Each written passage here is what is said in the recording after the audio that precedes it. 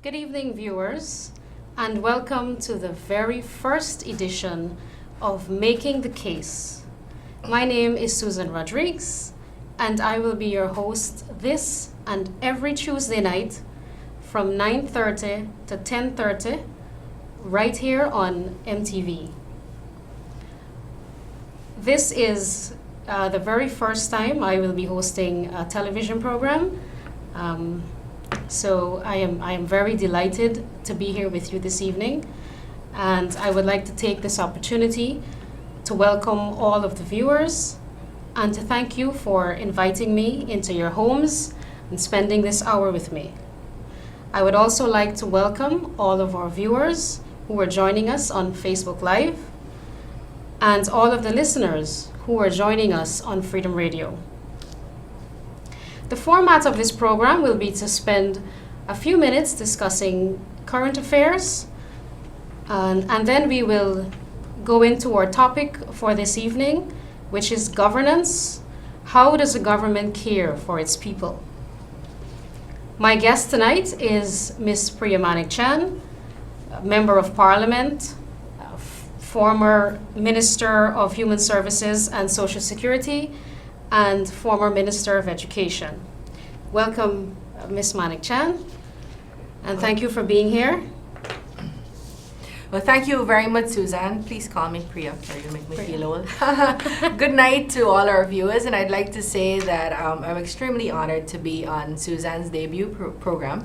Suzanne is one of the bright young women that Guyana has, and that exhibits the kind of potential that makes me excited for this country. So I'm very, very honored to be here tonight. Thank you. So before we go into our topic for this evening, there were some developments today, and I would like us to spend a few minutes discussing that. So there was an announcement today by the government to recall their ministers and their members of parliament who are dual citizens. Now, the General Secretary of the People's Progressive Party had made it clear since the first ruling given them by the Chief Justice that no member of parliament on the PPP side will be attending parliament, any sitting of the parliament. And in fact, the next list of candidates that will be prepared for general and regional elections will be free of any dual citizen. On the other hand, the government had indicated that they were going to allow their dual citizens to continue sitting in parliament, and we all know that there was a sudden about change today, and I think it is safe to assume that that was an attempt to influence the decision of the CCJ. And so they buckled under the tremendous pressure put on them by the leader of the opposition, and also pressure from their own supporters. And we saw the backlash that they faced on social media and on other platforms. What are your thoughts on today's developments? Today's development, Suzanne, is no different from what epitomizes this government. In my view, this government continues to perpetrate the greatest fraud on this nation. Let's just go back to December 21st and before that. Throughout the budget debates, because we had filed this no confidence motion that brought the government down on the 15th of November. Throughout the budget debates, they kept saying, you need 33, you'll never get 33. 2 years prior to that, they had filed a no confidence motion when they had 33. Mm-hmm. On the night of the no confidence motion, they kept saying, well, you need 33, we have it, you don't. Immediately after the vote was taken, they went into a room, held a press conference with a full press corps and told the nation that this is how democracy works, don't worry, we're going to an election. The president said the same thing the next day. And then all of a sudden, the government, being the duplicitous, untrustworthy people that they are, ran to the court and started saying, well, 33 is no longer the majority. And by the way, is a dual citizen that we put there, that shouldn't have been there, who did this. His vote can't count on this one matter. It could count on every other matter. And some other very, very it must have made them very, well, one would think that a decent person or decent people would be very uncomfortable doing that. Not these. These went, they hired lawyers, they spent the nation's money to go and defend this nonsense. And then, even after successive judgments that determined for sure that dual citizens should not be there. The High Court said it, the Court of Appeal affirmed it, so all the court said these people shouldn't be there. Ministers still happily and conceitedly and arrogantly went on TV and the newspapers and to their press conferences and said, I am sitting in the parliament, you could do what you want. This is after the PPP said, you can't sit there, you're the people who are challenging this, we won't be And sitting Joseph there. Harman declared that he was not illegal. Yes, and this was yesterday. And Right. then today, this morning, there was a very hurriedly written statement that said the dual citizens had submitted their resignations to the president. And everybody was unclear. Who are the dual citizens? Were they resigning from parliament alone? Were they resigning as ministers? How come they changed? The nation is, this is not your, you have a duty to explain to the people you swore to serve why you are making decisions you're making. That is what good governance is. That is how you get to, you owe the people you serve an explanation for your actions. And they can't be expected to be arguing at the CCJ Right. to invalidate Sharon Dass's vote. In the meantime, they have their dual citizens attending parliament. Yeah, So- but so outside of being duplicitous, what other people are saying is, hold on a second here, these people prepared to resign rather than give up their dual citizenship. And a lot of them are, how do we say this kindly, old. They're aged. So why are you prefer to hold on to this foreign passport, hold on to this citizenship of another country, rather than say, no, Guyana, I love you, I came to serve you, I want to do what's best for you, so I'm going to renounce my dual citizenship so that I could serve you. This set chose, I mean, it's a personal decision people have to make, but they chose en bloc to give up the service of the people of Guyana, or through the cabinet, I suspect strongly, we will still be paying them. We will still be paying them. Taxpayers of this country will still be paying them through, we'll see in days to come, you'll see how that unfolds, through give them some, call them something else. And instead of giving up their citizenship, they prefer to give up the positions. And people saw right through that today, because you saw the comments on Facebook and on other platforms. People made those same points. Citizens were pointing out that same thing, that these persons prefer to give up their seat in the National Assembly as opposed to giving up their foreign passports. Right. I had dinner with three friends. It was four of us on Saturday night. It was one of my friend's birthday. And the view at the table was, because I hold a different view, I'll tell you what that is just now, but the view at the table was, I want you to be a Guyanese citizen, because I want to know when you make decisions here that they will affect you and they will affect your children, and not that you could make them here for 5 years and then run somewhere else where people are actually accountable making decisions. My own view is, this is my view, it is not canvas, I don't know, it hasn't been discussed at length in the party. My own view is that the law is the law now, it must be complied with, and that says that people who have sworn allegiance to another country cannot sit in the National Assembly. That must be complied with while it is the law.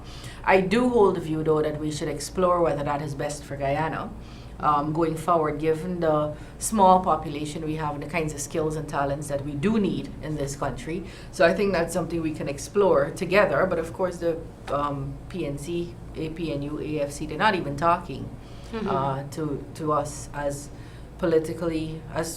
mature political parties should, to determine a way forward. Well, that is a very valid point, and I think several persons have made that observation before. But right now, as you said, the law is the law, and we have to respect the law. And 2 courts have already pronounced on that issue. So we want to switch gears a little bit now, and we're going to go into our topic. As mentioned before, our topic tonight is governance, and how does a government care for its people? I think a lot of the work that the PPP administration did while they were in office went unnoticed, and not enough was done to highlight these achievements. And so I want to give you the opportunity to speak about some of those things, especially in your ministries, things that you did to better the lives of all Guyanese, especially women and children, so that people know what they can expect from a PPP administration based on their track record, because whether it's in the next few months or next year, whenever an election is held, people still need to make a decision on which party they will vote for based on what we can offer. So if you can just highlight some of your it's interesting you said we didn't PR highlight our stuff properly. It's a harsh criticism, but I think it is one that is so accurate and factual. Sometimes, not by way of excuse, by way of explanation. Two things. One, you get so caught up in actually working, you forget to make sure the work goes out there. And then secondly, and importantly, I think this relates a lot to women in office or in places. You're terrified that if you publish everything you do, you look like you're showing off. Yeah. And you're pushing yourself up and you want something more. So and we just simply had a poor PR kind of outfit running the government's PR. So you're right. We didn't properly say what we were doing. But I always held the view that the people who were receiving the services knew. Right. So you didn't know because you might not have received a service. And I understand that, and I appreciate that it's important for us to let everyone know, and that it is actually part of good governance to, through the press, be transparent about all you're doing. But you're right. We didn't do enough to let people know. But the impact of the stuff that we did, the people it reached, the services that reached people, those people knew, and for me that was important. What is good governance? You were asking me. For me, it is a set of people elected for a term, a specific term. I hope the government hears that. Elected to serve the people of their community. So whether it's the mayor elected to serve a town, or a tushao elected to serve a village, or a government elected to serve a country for a particular period. And one of the things I think that has to happen, especially in countries like these, is you campaign on certain plans and promises. You must deliver those. You must deliver those to people. The PPP have what we call manifestos. So we lay out, manifestos are very documents that very briefly lay out your plan. You can't really say, you could say something like, we will create financing for women, single parent mothers, but it wouldn't tell you how and where and when and so on, because it's a very brief document. So the minister needs to go do that. And in many cases, I could tell you from 2006 to 2011, a little known fact is that every single manifesto promise we made, every single one without fail, and this can be verified, so it's not something where you could go, you could check. Every single promise that was made was fulfilled. Now that's good governance. Not only were they fulfilled, but in fulfilling those promises, we sought widely the views of the people of Guyana, whether they were at Madia or Charity or in Maruca or on the Barbies coast, or whether they were in the opposition. We had caucuses with the opposition talking about the then opposition. Well, here's what we want to do. How do you feel about it? What ideas do you have to make this better? Because, yeah, that's what good governance is. Now, the contrast is, as you know, their promises that they made, APNU, AFC, both of them, none are fulfilled. Almost none are fulfilled. And not only did they not fulfill their promises, they reversed all the good programs we had. What they did do is increase their own salaries, increase their own perks, started with the High Life, 27 ministers in government. Now we'll have ministers acting for other ones, so I don't know if they'll collect the salary and give the minister who can collect the salary. I don't know how they're working it out. But it's all about the ministers. We have an education minister who up to recently was on a scholarship looking after herself. She's now a national asset. We have to protect her. This country paid for her to study. We have ministers who, instead of getting the young boy from Region 9 who can't come to town or who can't go to another country to study, their children are going to countries to study on our backs. So, and while there's nothing wrong with that, if that is a national program, when you do it only for you, it's not a national program. Now, if I could draw one of those contrasts that you're talking about, in 2007, when we're dealing with you're talking about consultation, stakeholder consultation. In 2007, when you introduced the Sexual Offences Act, you received a letter from former President Janet Jagan, and she said, she wrote a letter to you, and she said, as to the consultation paper, let me state unequivocally that in my many years in and out of Parliament, it is the best I have seen for the social sector. You are to be congratulated for this and for having a consultation process. Right. Now, contrast this with my own experience with what this government did when they introduced VAT on education. They held after a very long time, they held a consultation at the National Cultural Center, which was attended by educators and parents and so on, stakeholders. We spent all day there. I went there as a concerned parent, and I sat there from morning till afternoon, and I saw parents in tears. Parents took the mic and pleaded with the ministers who were there. The Prime Minister was also there. And at the end of this entire day, with parents pouring their hearts out to this government, the Prime Minister got up and read a prepared speech. So it was as though we wasted all day there, and he got up and he read a script to say that we will look at it in the future. And that was how, and everybody got up and left. Right.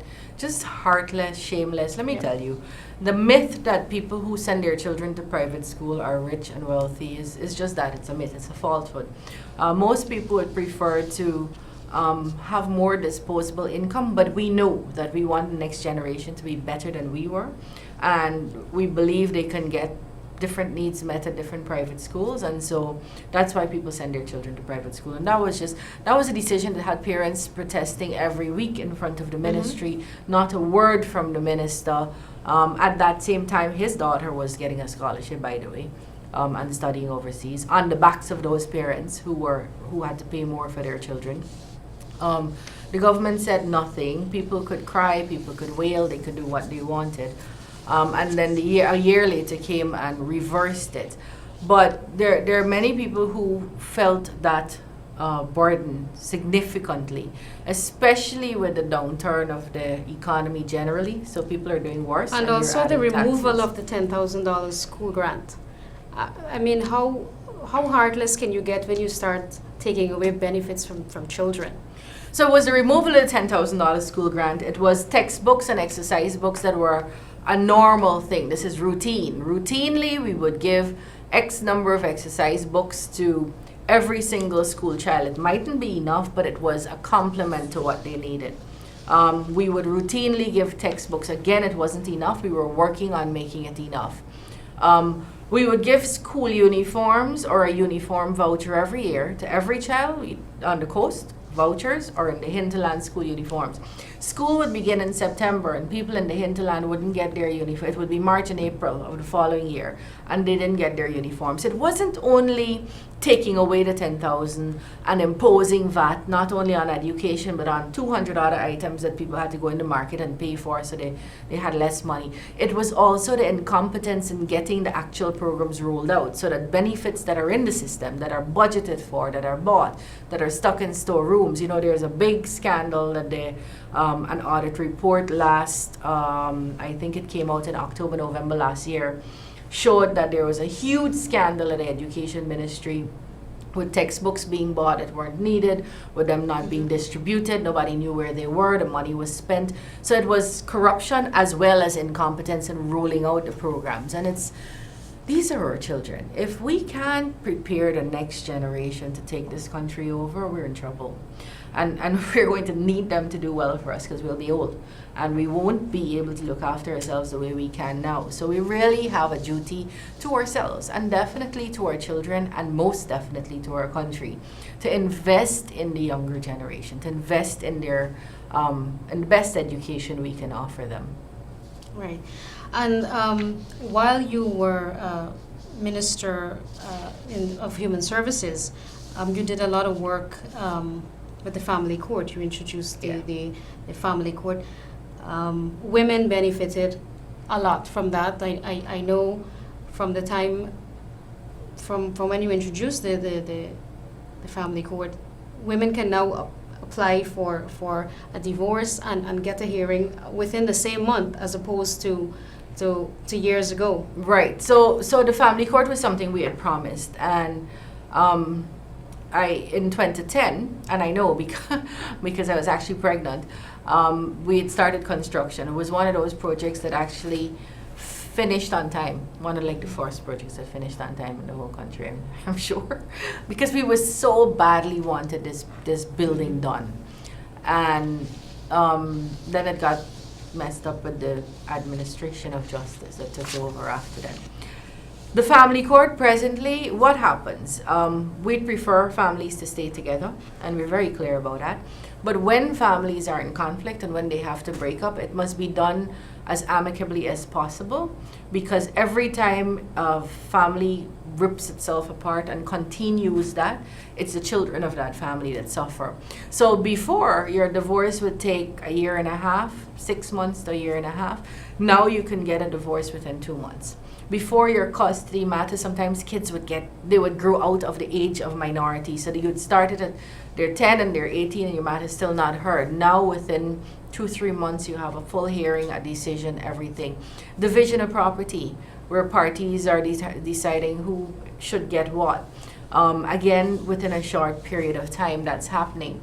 Susan, why is that important? It's important because for me, I think it's important because families should get fixed as far as we can with the court system quickly, but also because it's women and children who suffer most when those systems take long. Now, is that court functioning how it should function? Or if the system fails them altogether. Or if the system fails them all. Well, you know, when it takes long, justice delayed is justice totally denied. If you're going to apply for something like maintenance and you don't get anything, you don't hear anything for 3 years, then you have to manage this child alone for 3 years, and then the parties fight amongst each other, so there's no sharing and so on.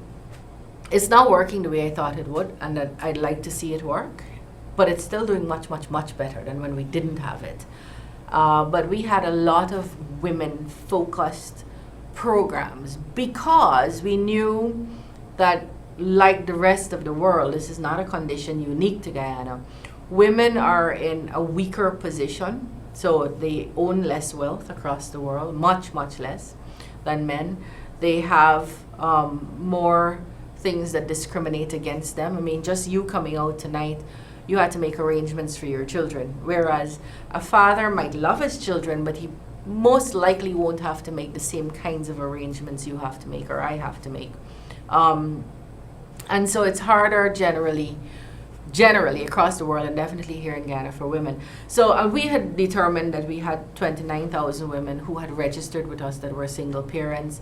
It was bad, but we did stuff. Women who wanted, not so long ago, I met this woman, I said, you know, I know your face from somewhere, but I can't remember where. And she said, you can't remember me? I said, no. She said, you gave me my first cooler. Now, it wasn't me. It was the country that gave her a cooler that she still has. She got it from the Women of Worth program. And what that program was something that allowed women to access small loans at very low interest rates without collateral. So you don't have to put up a house or a car or something to get the loan. And that's the cooler she would sell things from. She says she's not doing it anymore because things are so bad right now. People prefer to drink their water home before they buy from her. So she still has the cooler. It's still working, but she's not selling from it right now. That program was hailed by BBC. It was up to recently a former minister in our government wrote me to say what was the program again, because she was going to speak to some other women and talk about policy and how policy can change lives, and she was using it as a model. Other countries came to us to see how we had done this and how they could do it. This government collapsed it, abolished it. So what has come out of the government for women? Nothing. There are no new laws, there are no new programs, there's really nothing. And in addition to having nothing, they went and knock off all these sugar workers. They have cost people jobs, because when companies are doing badly and they lay people off, Barama and these other companies, then jobs are being lost. So a conservative estimate is that we've lost 30,000 jobs already. That means, these numbers sound fancy, but that simply means people have no money to take home. I was speaking to somebody who literally was hanging over my back door today, and he said, wife said, I gotta find a job, because this thing about waiting for what you are skilled in, you better go find a yard worker or something, because we can't manage anymore on this joblessness that you're going through. So, for those of you who are just joining us, our topic for this evening is governance. How does a government care for its people? We have a few more matters to discuss, and then we will go to the phone lines. I would just ask the operator to put the numbers up on the screen, so persons can stand by to give us a call and talk with us. So I will be taking my first phone call on air, so you might be the first person I'm looking that calls forward. Susan. I'm looking forward to that. Now, I want to bring your attention to something that took place last week at the Square of the Revolution. It was an event planned by the government, and I have here a flyer, their flyer. And it's the event was called Bringing Government to the People. Now, this is a flyer that they put out, the government put out. And they're telling people to come tell us about, and here we have a list of things, an incredible list. 30,000 jobs lost, broken promises, removal of pensioner subsidies, Durban Park, Sussex drug ban, removal of children's school grant, adding VAT on essential items, restrictions on used tires, removal of joint services bonus, and the list goes on. Yeah. And this is something that they put out. They have acknowledged that they have failed on all of these things. And it's almost as though it's shameless that they just put it out there. Come tell us about it. I mean, you know that it's causing hardship. This is why you've acknowledged it. Right. So what do you need the people to come and tell you? Fix it. That's what the people want. See, I didn't see that flyer, but for me, is you're in office for 4 years. People hollering, they screaming, they're dropping down the dead end. They can't manage anymore. They're telling you we can't manage anymore. They have 7,000 people whose jobs you took from them, who are reliant now on charities to send their children to school, to put a pencil in a pencil case and to put lunch in lunch kits. They can't give that to their children anymore. And you come now when we're about to have an election, when the majority of the people in this country said they don't want you anymore, they caused your government to collapse, and you expect us to believe that you love us, that you are going to look after us. And I don't mean me, I don't need your love, and I don't need you to look after me, but the people of this country need you to do what you were elected to do. Not now because you have an election coming up. You're struggling to spend this money. Do you know, Suzanne, this government passed what they dubbed the biggest budget every single year. Oh, this is the biggest budget we have. It's supposed to be. Times are moving, we're evolving. Every single year they sent money back. So while soldiers can't get their bonus, and so they can't give their families, these are people who look after us, who protect us, people in the army, people in the police, who spend a lot of time trying to, and really make sacrifices, work nights, work holidays, and so on, trying to look after us. You can't give them their bonus, but you're sending money back. You can't give children their $10,000 grant, but you're sending money back. You can't give teachers a You raise. can't give teachers a raise. You made these teachers go on the road in the hot sun and beg you and march against you and beat pots on you before they could get a small raise. And the arrogance and the aloofness with which they were treated. Oh, I'm not going to see you, this stranger. Go down to somebody else. If somebody else is a minister who shouldn't have been there in the first place, not qualified to be ministers, send them to somebody else. And pushing these people around. These are the people responsible for what this country will look like in a few years, in 10, 20 years. Incapable of spending money. They are now saying they're going back to Parliament to get supplementaries. I am really very anxious to see what you want supplementaries for, because the last 4 years you couldn't spend out what you had. So it's going to be interesting to see what you're getting supplementaries for now. And I know a couple of people doing different studies. And there are some studies that suggest strongly that the kind of infrastructure work you promise in these budgets simply cannot be done by the incompetence that exists in the hierarchy of the ministries. By that I mean the ministers, not public servants. So they're not functioning in their offices, so they decided to go on the street, bringing government to you. Right. I actually called. I actually needed something from the valuation office on that day, and I picked up the phone and I called to ask my question, and I was told that there's nobody there to take my call because everybody's at Square of the Revolution. Everybody's on this farce. You know, people were so, if they know how public servants felt about that day, people were so ticked off. You know, what you carrying us out in this hot sun, tarmac, big confusion out there, no proper facilities for the people. The public servants didn't like it at all.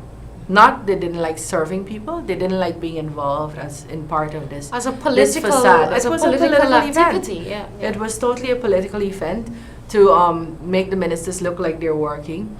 That's not work. If you're talking about good governance, which is what your program is about tonight, good governance is about checking with people every time you want to do something new.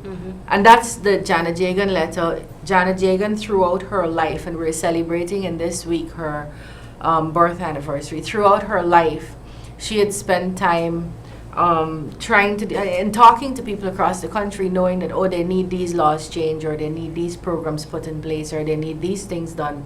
And so that's what I was asking her for. She had done some work on sex offenses back in the 80s.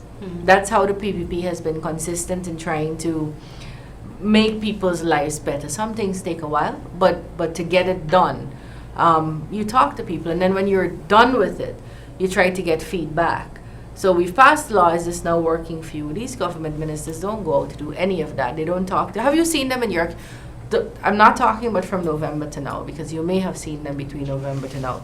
Prior to November, did you see any of these ministers in your community, in your village, in your neighborhood, in your anywhere close to you, discussing with you, talking to you what your problems were, seeing how they could solve them, or at least jotting them down and saying, we might be able to solve it today, but it's definitely something we're going to do or put on our next discussion paper for a budgeting process next year. None of that happens. Okay, so we're gonna go to the phone lines. I think we have somebody here. Let's take our first call. Caller, you're on the air. Yes. Yes. I want to know about the dual citizenship, because prior to now, I think she has to I turn never down her heard about TV. this. So all the time PPP was there and they had dual citizenship, but nobody ever bring it up. Right. So what's the Right. concern now? Right. I Okay. would want to know that. Okay. All right. So Well, we're thank going you thank you for coming through, and we're going to address that now. Okay. Okay. All right. Well, thank you very much for calling, and for the rest of your life, you will be the first person who called in on the Susan Rodrigues Making a Case show. Yes, you're right. This has been in our Constitution since 2000. The dual citizen means that you're a citizen of Guyana and you're a citizen of another country, or that you have sworn allegiance in different ways to another country. Many of them, the US, England, I heard one that has for Jamaica, but his name is not in the public as yet. and a couple of other places. Mostly have been North America and the UK. It means you're a citizen of Guyana and you're a citizen of that place. Now, from the year 2000 to 2018, all the political parties, although it exists in the law, turned a blind eye to it. Was that right? Perhaps not. Not perhaps. It was wrong. Shouldn't have been done, but it was done. Everybody. The PPP had dual citizens. The PNC had dual citizens. The UF had dual citizens. AFC got dual citizens. Everybody had dual citizens, and everybody was fine with it. And everybody had turned their eyes, a blind eye to it, and we were all carrying on serving Everyone the people. was complicit, and it Everyone was was not complicit. challenged. It wasn't- so that's how it became Right. an issue now, because it was challenged. But that's what I want to point out to this good woman. It was not an issue. Up to the 21st of December, it was not an issue. Up to the 22nd of December, it was not an issue. Up to the 23rd of December, it was not an issue. What happened was because the government fell when the majority of the parliament, which means the majority of Guyana, said they didn't want this government in place because they were incompetent, they were not serving people, they were corrupt, they wanted to see the back of this government. When that happened, the government became the duplicitous fox that they are, and they went and said, but hold on, although dual citizen, this is our dual citizen, you know, we knew he was a dual citizen, we put him there. We are now challenging him, his vote, based on the ground that he's a dual citizen. Now, when they did that, to Charandas' vote and open that question, it exposed all the dual citizens in the National Assembly to the question of whether they can serve. And both courts in Guyana, the High Court as well as the Appeals Court, said no, dual citizens ought not to be serving in the National Assembly. So we have had a definitive ruling on that. So you're right. It wasn't a problem under the PPP, but when it wasn't a problem under the PPP, the PNC also had people there who were dual citizens. But this party is known, and I just want to make this very, very clear. They're known for being dishonest, for being duplicitous. Duplicitous means two-faced. Two-faced. These are the same people who in 1996 sat down with the PPP and said, you know what, we'll use ID cards as a means of people. That's how, if you got to show your ID card before you could vote. And then when they lost the 97 elections, they went to the court, got a citizen, paid a set of big lawyers, went to the court and said, no, ID cards are unconstitutional. So in fact, the court found that you don't need ID cards, you just need to be a citizen, you need to be registered, a couple other things. But they had agreed to that, and that's what I'm saying. They make agreements and pacts with you, and then when they don't get what they want, which is government, they just and power, then they breach those agreements. And it's okay to want power. See, I don't have a problem with people wanting power, but you must want it for good. You must want it so that you could make the people's lives better. You must want it so that you could make this country better. You can't want it so that your pockets will get heavier. You can't want it so that your light bill doesn't get paid. You can't want it so that you could get fancy duty-free vehicles. It has to be because you want to make people's lives better. If that's what you're using power for, by all means, grab it. If that's not what you're going to use it for, though, the people of this country will take it back from you, as you will see shortly. Right. And I think the caller's question was valid, because Yes, everybody wants to know why how wasn't it's it an issue now when this before? was all right. Right. So okay. I like the question, actually. We have somebody else on the line. Caller, good evening. You're on the air. Hi, good evening. I'm enjoying your program. Oh, Well, thank you. Thank you very much. As a young person, I would like the minister to address what this government bringing to the table for young people, because this government lied to the young people. So I want to... Yeah, well, you know... What the PPP government will bring? Yeah. Oh. And another thing, what a lot of school dropouts. Because you're walking around the village and there's kids there. People from Georgetown will not see this because you have to go in Burbees. Your heart goes out to these school dropouts in this country. Right. And what is the issue in that area? What is the issue that you are aware of?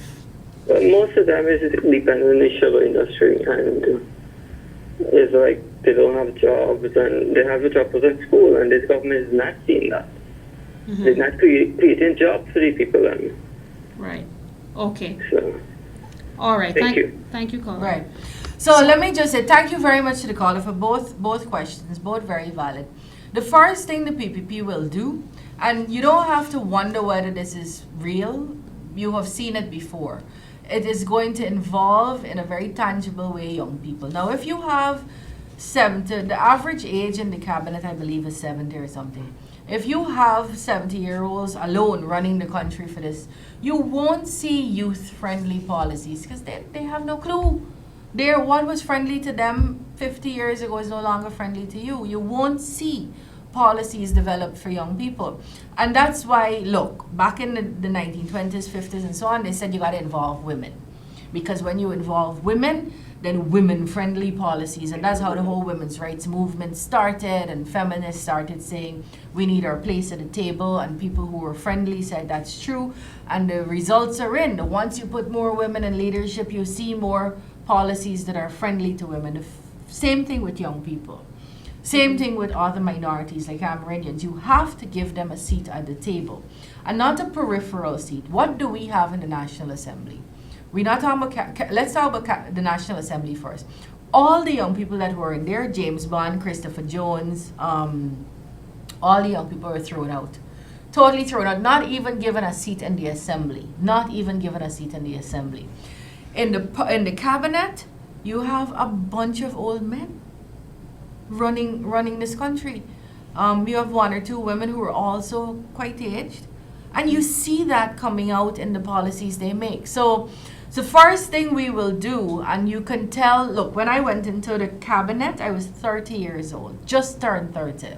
I turned 30 in August and I was sworn in September. And in that cabinet, you had about 6 of us who were under 35.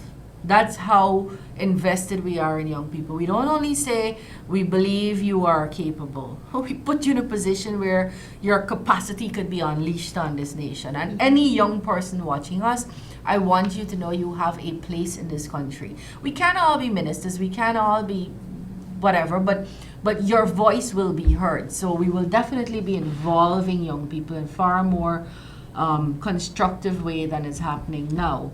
And then we have this flyer that we have. Yeah. So the economy has to be doing well, Right. for people to have access to education and access to quality education. So it's not just what you do in one sector, but as a whole, the government has to function in a way that everyone benefits, that persons can afford to send their children to school, give them access not only to primary, secondary education, but tertiary education. And I know for sure that the PPP government has also promised to include offering online university. So that's what I was just education going to tell program. you. There's going to be the chance for people not only to go to the University of Guyana, where they're going to be far more improved and better facilities and so on, but also online education for people who want to continue working or continue with their entrepreneurship, if they started up a small business or whatever, and study. And particularly for our friends in the hinterland, our brothers and sisters there who don't want to necessarily leave their communities, want to stay there, build it, but still get educational opportunities. So there's going to be that. The shutting down of, the state has no business telling you what time you must party and where you must go, what time you must go home, and what time you must be with your girlfriend. How stupidness is that? So the 2 o'clock curfew out the window within the first couple of hours of getting into office. We've said that before. It is the whole place is constricted. Matrimony happened and you didn't have that big booming kind of party atmosphere where people's quality of life, you're happier when you can be entertained by artists you like, or by music you like, or by different forms of culture and so on that people like. So that's going to be one. The children that you said dropped out, we had this incredible, look, that's something this country and many countries have struggled with, but there was a really nice report about us in 2014 that said we had cut significantly the number of children dropping out of school. You know, that has changed, as he said. people don't drop out because they want to drop out. They drop out because you literally can't. You have 4 children. You got to pick which one you send into school. You can't send all 4 to school. So 3 kicking brick on the road and 1 going to school. 1 will marry early. Somebody's going to get one of those 4 children. One of the girls going to get a child at 18 or 16 or 17, which all the health reports have said is not good for us young girls, for our young girls. And you're going to have a whole set of spin-off effects from people losing jobs, people not getting jobs. That will impact most on the most vulnerable, older people and younger people. So whenever you have crises in any country, it's the most vulnerable groups in the country that suffer most. And I think young people have been feeling the brunt of this government's neglect. There's nothing to show for the people of this country. There's 1 or 2 grounds here or there. While good is not something to celebrate, it's something that should be a norm. The PPP has also pledged to extend and improve government services and ICT on the coast and in the hinterland, so that we can prepare young people not only for skills where they use their hands, but to keep up with the 21st century. Right. And technology and information communication is the training that our young people need now to be able to function, and to be able to function in any job. Right. In the future. You remember we had the 1 laptop per family program. The whole purpose for that program was eventually to connect people. We have also pledged to make connectivity much easier and much swifter.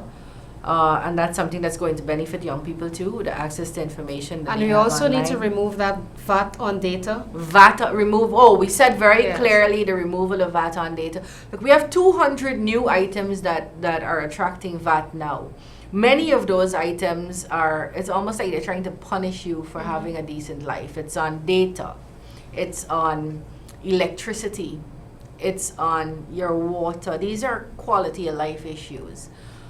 If you can't shower when you feel like, it affects your quality of life. If you have to be careful how you watch TV or how you use a bulb, it affects your quality of life. If a student at UG has to go back to lighting a lamp so that they could study because they're terrified now that the light bill is going to attract a 14% VAT. So all the 200 VAT measures that were put in place, most of them will be reversed. Okay, so we have another caller. Caller, good evening, you're on the air. Hello? I think we lost that call. Hello?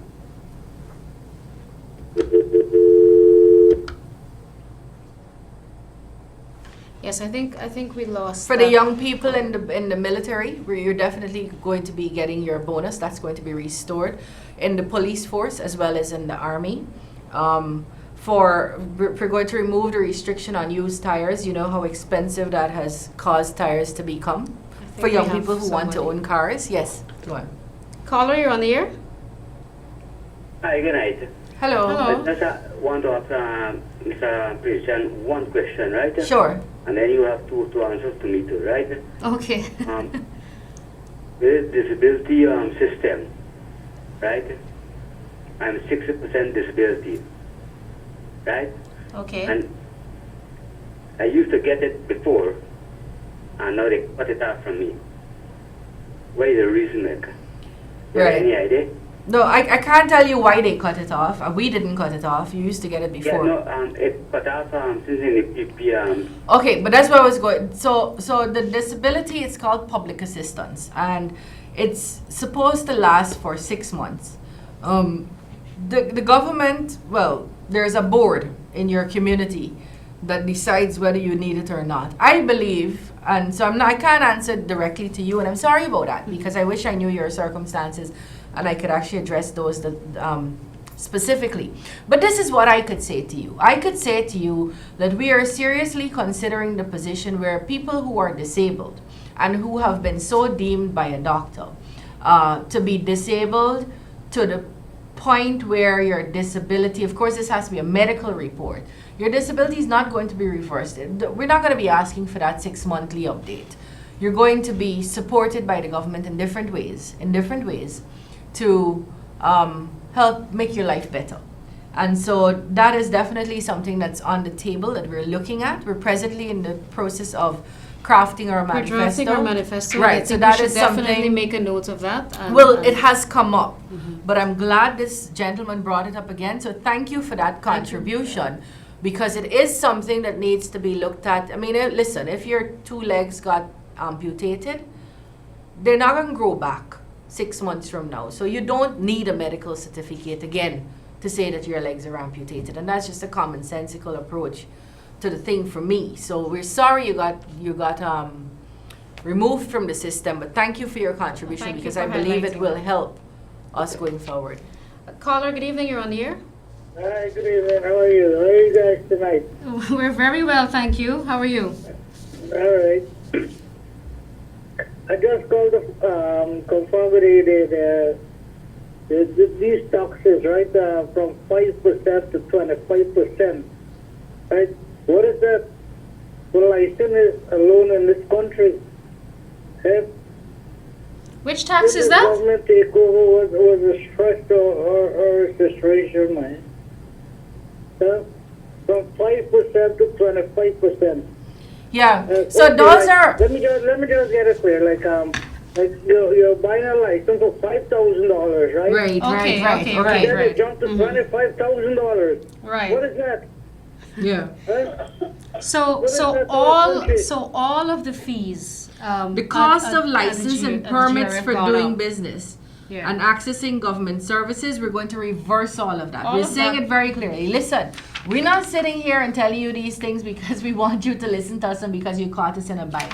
We have put this out in a flyer that is going around this country, where this is what we are committing to, even without finishing our manifesto. We're committing to these things.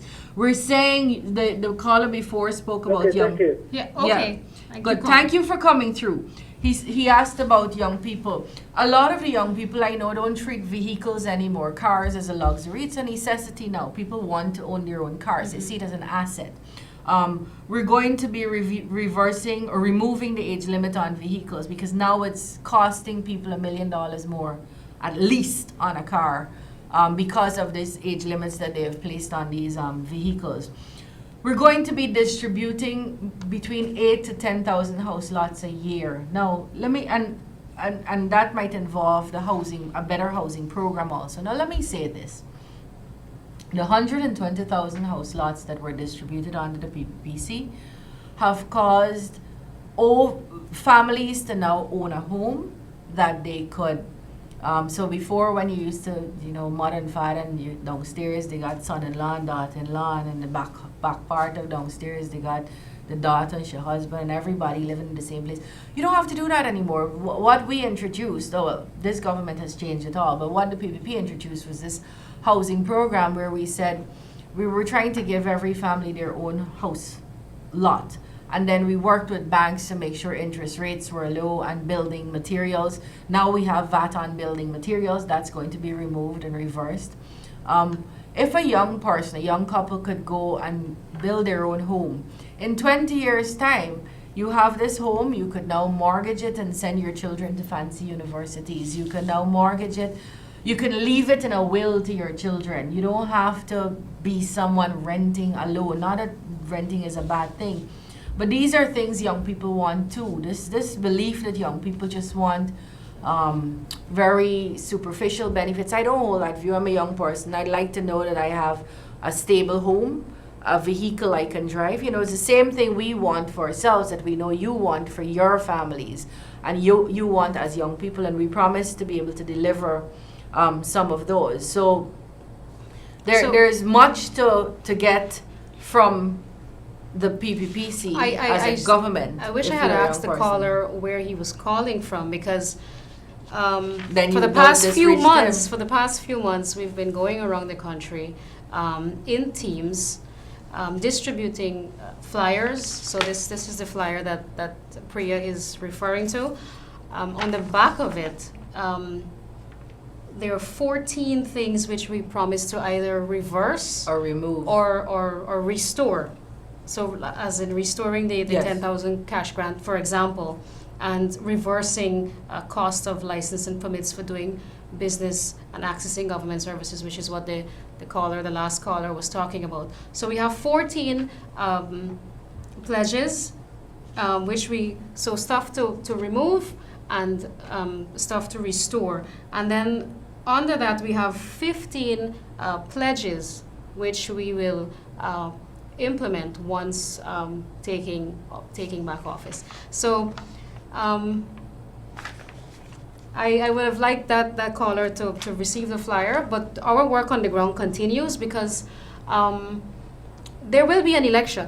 Yeah, exactly. And so And that's we still why it's have to important campaign. if you're listening to help us share this message too, because whether the election is next month or later in the year or next year, there's going to be an election, and that will be your chance. The government is playing the fool with you right now, and the government is playing charades with you. We're in today, we out tomorrow, we resign today, we didn't resign tomorrow. I won't be surprised if all those ministers that resign today turn up at work tomorrow, and if you see them, you should take a picture and send it out, because it's just a game. It's a game for them. You will get a chance, whether it's next month or later this year or in 2020, you'll get a chance for your say to make a difference. You will get a chance to pick a government that you think could best deliver to you. And the good thing, I mean, I don't know, a lot of people mightn't like me saying it, but one of the good things that came out of us losing, well, for the purposes of this discussion, we won't talk about whether the elections were rigged. We do have a petition in the court that hasn't been heard as yet 4 years on, but for us coming out of government, one of the good things is you now have the PPP and what their service looks like, and you have the PNC's 28 years and what their service looks like, and then this 4 years now of the PNC, who has renamed themselves APNU, and the AFC, and what that looks like. And you have seen that the same people who said we were corrupt are now renting houses for drugs bonds, where no drugs are being stored. That has cost us more than $400 million already. These same people are giving sole sourced contracts in the sum of $600 and so on million. Stadium that they can't account for over $1 billion. This is the same people who said we can't pay sugar workers. I see an article in the papers, I believe it was today or yesterday, I'm getting mixed up with my days, that said this scrap metal at Gaisuco, which was worth, I think, $3 billion, nobody seems to be able to account for that. Where it is, it's not there. Was it sold? They didn't get the money. Did the special unit serve it? People are asking questions. So you have a chance to compare the PPP's service to you and the PNC's APNU AFC service to you. And it's your duty to look after yourself. We will do all we can, but we have to hold each other's hands to take this country to a better place. And we require your help and your vote to do that. And Priya, I'm going to have to take those comments as your final comments this evening, because we're out of time. I just want to leave something with our viewers tonight, and in reference to what you were saying, that people have a chance to choose. When the elections are held, you have a chance to choose. You will compare your record, our record, as against the record of the present administration, and you must remember that the power of the people is greater than the people in power. And so I want to leave that with you tonight, and I thank you very, very much for watching. I hope we have entertained you as well as informed you, and so thank you very much. It was a pleasure being here. Thank you, Priya, for being here with me and my first show. You made me feel comfortable, and thank you, viewers. Have a good night, and I will see you next week, Tuesday, same time, same place. Good night. Good night.